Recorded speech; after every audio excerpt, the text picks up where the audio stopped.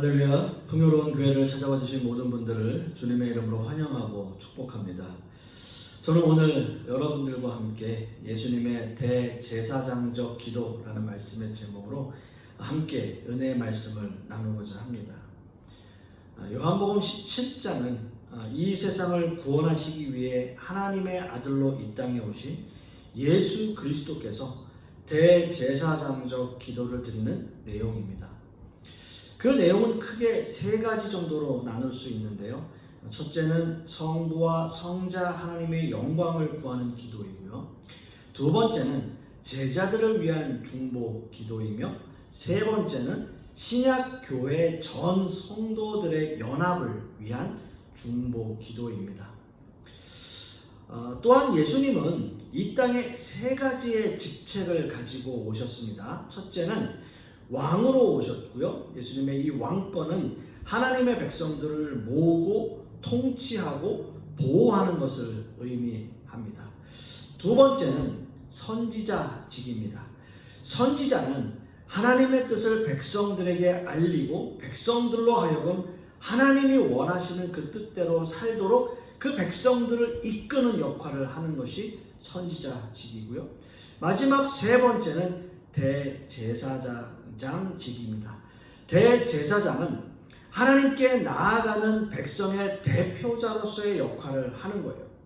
구약의 대제사장들은 모든 백성들의 죄를 위해서 제물과 제사를 드렸는데, 예수님은 이 땅에 대제사장으로 오셔서 자기 자신을 하나님 앞에 화목제물로 드림으로써 모든 백성의 죄를 단 한 번에 사하신 그러한 분이십니다. 예수님은 이렇게 공생의 사역 기간 동안에 세 가지의 직책을 가지고 사역을 수행하셨던 겁니다.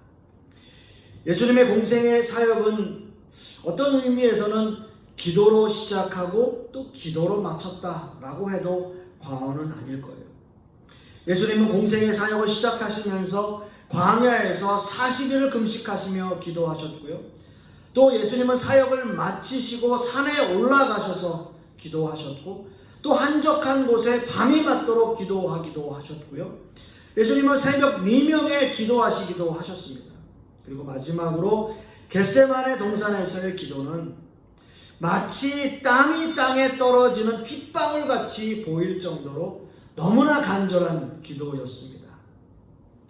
이렇게 예수님은 십자가의 죽음을 몇 시간 앞두고 자신과 제자들을 위해서, 그리고 모든 하나님의 백성들을 위해서 기도하시는 거죠.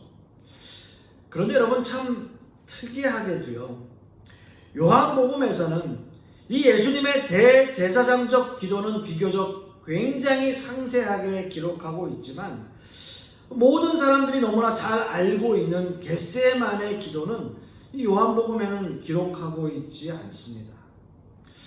여러분, 사실 그렇지 않습니까? 예수님이 십자가를 지시기 전에 기도하신 겟세마네 기도는 우리가 너무나 잘 알고 있는 기도죠.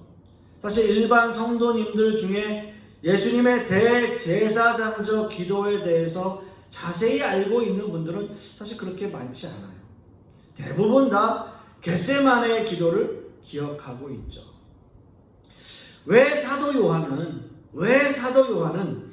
예수님의 겟세마네 기도를 생략하고 이 예수님의 대제사장적 기도만 기록하고 있는 걸까요? 분명 사도 요한 역시 예수님의 겟세마네 기도를 목도한 사람이고요. 그 당시 예수님이 잡히시던 밤을 너무나 생생하게 기억하고 있었을 것입니다.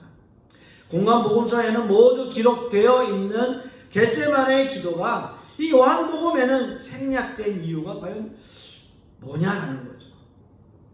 그것은 메시아적 사역의 완성을 선포하면서 하나님 앞에 드리는 중보 기도를 더욱더 중요하게 부각시키기 위해서라는 겁니다. 예수님이 드리신 중보 기도는 하나님과 인간 사이에서 인간들의 죄 때문에 하나님 앞에 다가설 수 없는 우리 죄된 인간들을 위해서 자기 자신의 몸을 드림으로 인간들을 하나님의 사랑을 확증하기 위한 중보의 사역으로 기도하셨던 거죠. 예수님은 이 사역의 절정인 십자가 앞에 대속의 죽음을 앞두고 하나님 앞에 기도하고 계시는 겁니다. 이게 대제사장적 기도예요. 따라서 예수님의 중보 기도는 겟세마네 기도와 달리 승리의 기도이고요, 구속 사역의 최종 성취이고요, 부활의 의미로서 온 우주와 역사의 주관자로서의 참 구속자이심을 증거하는 기도였다는 거죠. 따라서 오늘 본문은 이런 예수님의 대제사장적 기도 가운데서 예수님 자신과 성부 하나님의 영광을 구하는 그 기도의 모습, 그 모습 속에서 우리는 두 가지의 주제로 은혜의 말씀을 나누기를 원합니다. 첫째로 예수님의 대제사장적 기도는 자신과 하나님의 영광을 위한 기도였다는 겁니다. 오늘 이거 본문의 말씀 1절의 말씀을 우리가 다시 한번 보겠습니다. 예수께서 이 말씀을 하시고 눈을 들어 하늘을 우러러 이르시되 아버지여 때가 이르렀사오니 아들을 영화롭게 하사 아들로 아버지를 영화롭게 하게 하옵소서. 아멘. 여러분, 중보 기도하면 먼저 무슨 생각이 나십니까? 중보 기도. 중보 기도란 뭘까요? 쉽게 이야기하면 남을 위해 기도하는 거죠. 다른 사람의 어려움을 위해서 기도해 주는 거예요. 예수님의 기도는 사실 예수님 자신을 위한 기도처럼 보이지만 엄밀히 말씀드리면 자신을 위한 기도가 아닌 하나님을 위한, 하나님 아버지를 위한 기도였다는 거죠. 예수님이 영화롭게 되는 것이 하나님을 영화롭게 해드리는 길이었기 때문입니다. 곧 이 말씀은 예수님을 통해 하나님이 영광을 받으신다라는 말씀이에요. 저는 간절히 바라기는 저와 여러분을 통해서 하나님께서 영광을 받으시기를 간절히 축원합니다. 하나님은 어떻게 저와 여러분을 통해서 영광을 받으실까요? 오늘 예수님의 기도를 좀 더 살펴보면 그 안에 해답이 있습니다. 오늘 이거 본문 말씀에 예수님은 때가 이르렀사오니 라는 말씀을 하세요. 때가 이르렀사오니.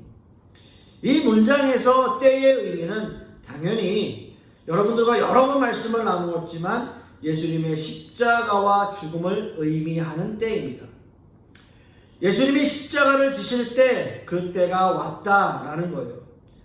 예수님께서는 너무나 잘 알고 계셨습니다. 이제 곧 몇 시간이 지나지 않아 가룟 유다와 함께 로마의 군병들이 예수님을 잡으러 올 것을 이미 알고 계시는 분이셨습니다.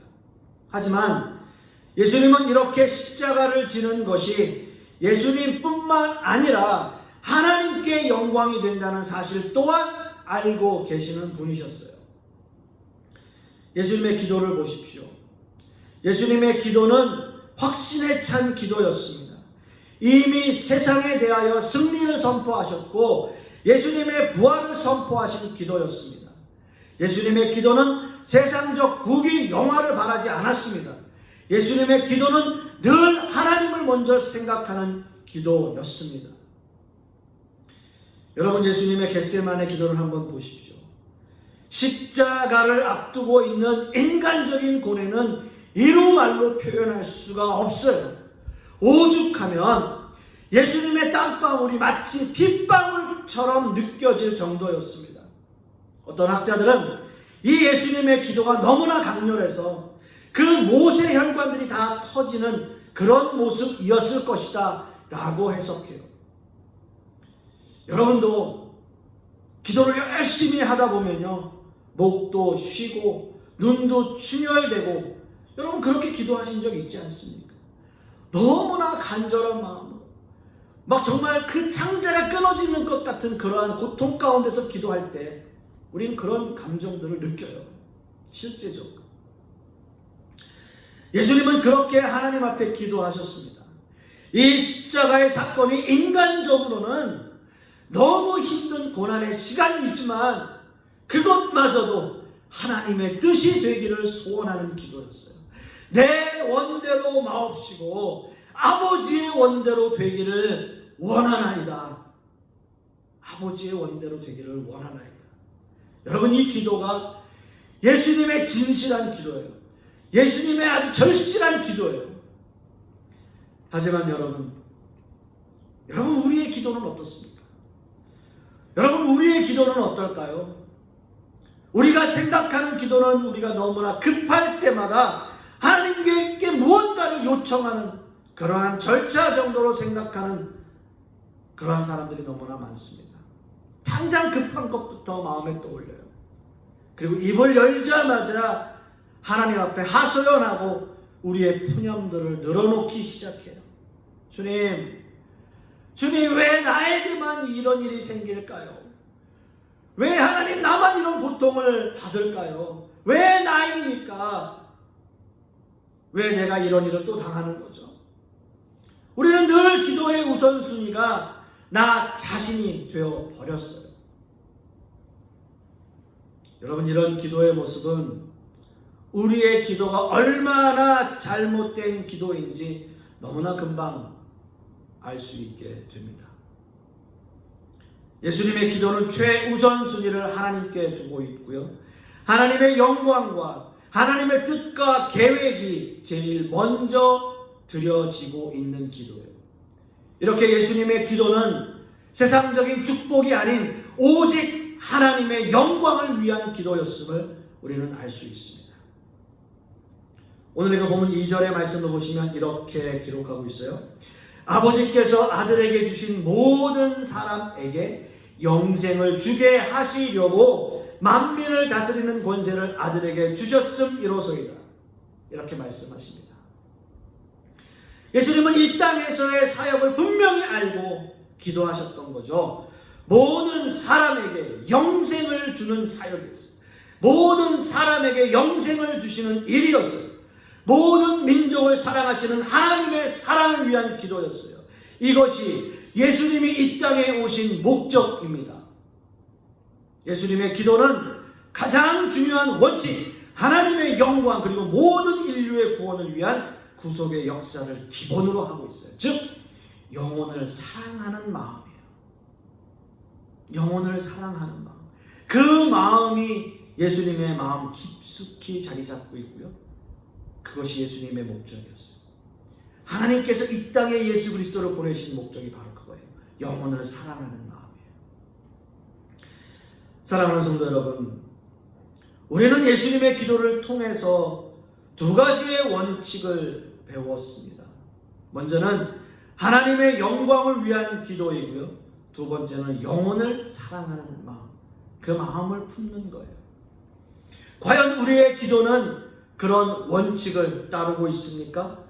이 땅에서 저와 여러분과 교회가 존재하는 이유가 과연 무엇일까요? 그저 한 주에 한 번 만나서 잠깐 예배에 그냥 견디고 식사 한 번 하고 헤어지는 것, 그런 모습이 과연 교회의 모습일까요?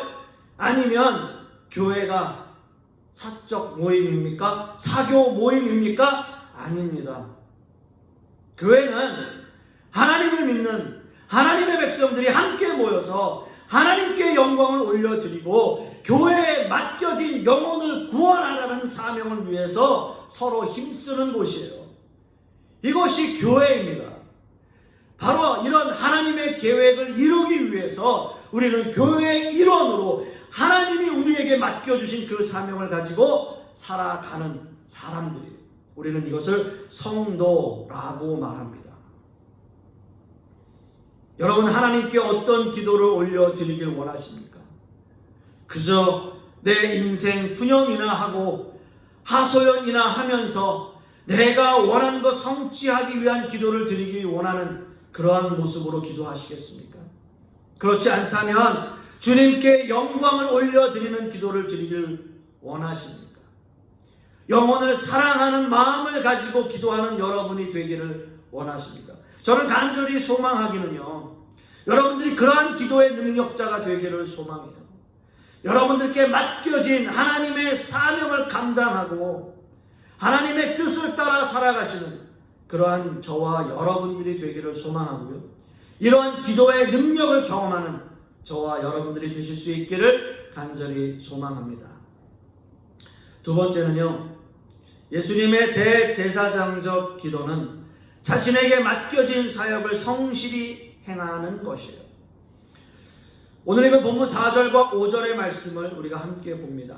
아버지께서 내게 하라고 주신 일을 내가 이루어 아버지를 이 세상에서 영화롭게 하셨사오니 아버지여, 창세 전에 내가 아버지와 함께 가졌던 영화로서 지금도 아버지와 함께 나를 영화롭게 하옵소서.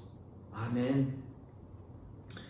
오늘 우리가 함께 읽은 본문 1절에서 때가 이르렀사오니 라는 말씀이 예수님의 십자가 사건을 의미하는 것처럼 지금 읽은 본문에서 내게 하라고 주신 일, 내게 하라고 주신 일 역시 예수님의 십자가의 죽음을 의미하고 있습니다. 이렇게 예수님은 십자가의 죽으심이 하나님께 영광이 되는 일임을 다시 한번 말씀하고 계시는 것입니다. 이것은 예수님의 사역에 대한 각오를 말하고 있어요. 예수님은 십자가를 지시기 위해서 더 강한 의지와 믿음을 가지고 하나님께 기도하고 있는 겁니다. 그리고 이런 기도를 뒷받침하는 증거로 이 모든 것이 하나님의 계획과 섭리 안에 있음을 고백하고 있어요.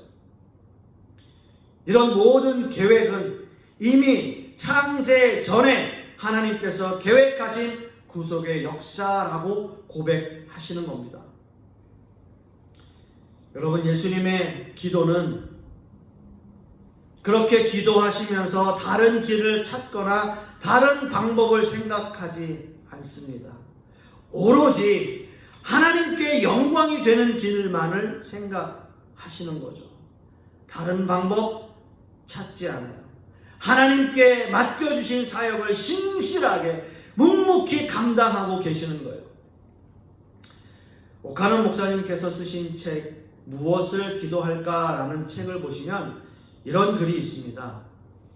먼저 그 기도 안에는 하나님의 이름에 합당한 영광을 돌리는 생활을 하겠다는 약속과 결단이 들어 있습니다. 기도를 했으면 그 기도대로 사는 사람이 되어야 합니다. 그래야 그 기도는 진실한 기도요 살아계신 하나님과의 교통이 됩니다. 라고 말씀하셨어요. 이 책에서 말하고 있는 것처럼 기도한 대로 사는 것, 기도한 대로 사는 것, 여러분 참 어려운 일이죠. 참으로 어려운 일입니다. 그러나 기도는 어떤 의미에서는 약속과 결단이 필요합니다. 하나님과의 약속을 기도한 대로 지키는 거죠. 우리에게 주어진 기도의 원칙을 지키고 그 말씀대로 순종하며 사는 것, 그런 결단이 우리의 삶에 필요합니다. 여러분, 지금 방금 읽은 본문 말씀에도 주님은 하나님께 고백해요. 아버지께서 내게 하라고 주신 일을 내가 이루어, 아버지께서 내게 하라고 주신 일을 내가 이루어 라고 고백해요. 예수님께 맡겨진 사명을 감당하길 원하시는 예수님의 고백이에요. 내가 이루어, 내가 이루어 입니다. 주님의 이런 고백이 저와 여러분의 고백이 되길 소원합니다. 우리에게 맡겨주신 사명을 감당하며 마침내 주님, 내가 이루었습니다. 그 기도한 대로 그렇게 하라고 말씀하셔서 제가 그것을 이루어냈습니다. 라는 고백이에요. 내가 잘나서 됐다라는 의미는 아니에요. 하나님께서 나에게 맡겨주셨기 때문에 내가 그 사명을 감당했습니다. 라는 의미예요. 여러분의 사명을 감당하며 그렇게 사시는 여러분들이 되기를 소망합니다. 이런 예수님의 모습은 모든 신자들에게 모범이 돼요. 아무 죄도 없이 십자가를 지신 예수님의 순종의 모습은 모든 신자들이 어떻게 신앙생활을 해야 하는지 말해주고 계십니다. 이렇게 하나님께 맡겨주신 모든 사역을 감당하기 위해서 다시 한번 강조되는 것, 그건 바로 기도입니다. 예수님의 대제사장적인 기도의 핵심에는 창세 전부터 지금까지 하나님의 계획이셨음을 강조하고 있어요. 오늘 읽은 본문 5절 말씀에 아버지여 창세 전에 내가 아버지와 함께 가졌던 영화로서 지금도 아버지와 함께 나를 영화롭게 하옵소서라고 말씀합니다. 물론 예수님은 하나님이시니까 성부 하나님과 친밀한 관계 속에서 이렇게 끊임없이 그 관계를 지속하고 계십니다. 그렇다면 우리는 어떻게 해야 할까요? 우리는 어떻게 예수님처럼 하나님과 끊임없이 지속적인 기도를 드릴 수 있겠습니까? 우리가 예수님처럼 기도할 수 있을까요? 우리가 예수님처럼 그렇게 기도할 수 있을까요? 물론 저 역시도 끊임없이 하나님과 기도하는 일이 쉽지 않다는 것을 너무나 잘 알고 있습니다. 하지만 꾸준히 노력을 통해 하나님과의 기도의 시간을 충분히 늘릴 수는 있을 거예요. 저는 로렌스 형제의 하나님의 임재 연습이라는 책의 내용을 여러분들께 잠깐 소개하려 합니다. 로렌스 형제는 이 책을 통해서 어떻게 하면 날마다 하나님의 임재를 경험하며 살 수 있는지 말하고 있어요. 물론 이런 방법적인 부분들이 절대적인 것은 아닙니다. 그러나 우리에게 충분히 적용할 수 있는 부분들이 있어요. 먼저는 우리의 삶이 하나님의 소유가 되도록 노력하는 거예요. 우리의 삶 속에서 늘 하나님을 생각하는 거예요. 여러분 옛날에 서로 연애하실 때나 보면 항상 생각나지 않습니까? 이렇게 하나님을 늘 생각하는 거예요. 그리고 이런 일들이 자연스럽고 습관적인 연습이 되어야 한다라는 거예요. 로렌스 형제의 고백을 제가 그대로 한번 옮겨보겠습니다. 이 같은 것들이 제가 신앙에 입문한 이래 쭉 연습해온 것들입니다. 비록 매우 불완전한 방법이긴 해도 저는 이런 연습으로 많은 유익을 얻었습니다. 하나님 없이는 우리는 아무것도 할 수 없기 때문이죠. 게다가 저는 어떤 사람보다도 더 보잘것없는 존재입니다. 하지만 신실하게 하나님의 임재 안에서 떠나지 않는다면, 그리고 늘 우리 자신보다 그분을 앞세운다면 이를 통해 우리는 하나님을 거스르거나 고의적으로 그분을 불쾌하게 만들지 않게 될 뿐 아니라 우리 안에 거룩한 자유가 생겨나며, 이렇게 말해도 될지 모르겠지만 하나님을 친밀하게 대할 수 있게도 되고, 이런 친밀함 안에서 우리가 필요로 하는 은혜를 구할 수 있습니다 라고 고백했어요. 사랑하는 성도 여러분, 기도는 우리의 노력과 결단이 필요합니다. 기도의 노력과 결단이 필요한 것처럼 기도는 부단한 노력으로 하나님과의 친밀감을 이어가는 그러한 방법이에요. 이렇게 기도는 우리의 전 삶의 영역에서 아주 중요한 부분을 차지하고 있는 겁니다. 기도는 그저 시간 정해놓고 몇 분 정도 또는 몇 시간 정도 하는 것이 아니라 우리의 전 삶의 영역 속에서 늘 하나님을 생각하고 하나님의 임재를 경험하기 위해 노력하는 전 삶의 여정이에요. 그리하여서 예수님의 말씀처럼 태초부터 지금까지, 아니 영원 전부터 영원까지 역사하시는 그 하나님의 은혜와 섭리를 깨닫는 그러한 도구입니다. 이것이 기도예요. 저는 간절히 소망하기는 예수님께서 중보 기도하신 것처럼 우리도 늘 하나님 앞에 이러한 기도의 삶을 사시는 저와 여러분들이 되실 수 있기를 간절히 소망하겠습니다. 기도하겠습니다. 아버지 하나님, 예수님께서 십자가의 그 고통을 몇 시간 앞두시고 제자들을 위해서, 또 하나님의 영광을 위해서, 또 온 하나님의 백성들을 위해서 기도하시는 그 예수님의 기도를 우리도 본받기를 소망합니다. 늘 기도에 힘쓰게 하여 주시옵시고 우리의 일생 동안 늘 하나님을 생각하고 하나님의 임재를 경험하기 위해 노력하는 우리의 삶의 모습이 될 수 있도록 주님께서 역사하여 주시옵소서. 간절히 소망하기는 이번 한 주간도 그러한 기도의 삶을 사는 우리 모든 성도님들이 되게 하여 주시옵소서. 그리하여 주님 앞에 날마다 기도하고 날마다 은혜 받으며 날마다 하나님의 영광을 위해서 노력하는 우리 모든 성도님들 되게 하여 주시옵소서. 주님 감사드리며 예수 그리스도 이름 받들어 기도드렸사옵나이다. 아멘.